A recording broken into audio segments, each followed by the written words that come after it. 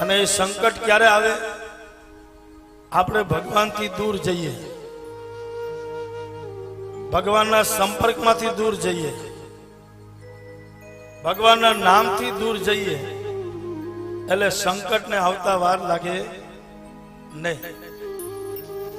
પણ ભગવાનના સંપર્કમાં હોઈએ,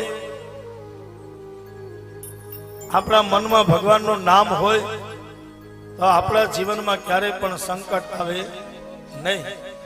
અને જીવનના સંસારના ગાડા ઉપર કૃષ્ણને બેહાડવા, જેને જેને આ જગતમાં ગાડાની નીચે પ્રભુને સુવરાવ્યા, તેના ગાડા જગતમાં ઊંધા વળ્યા.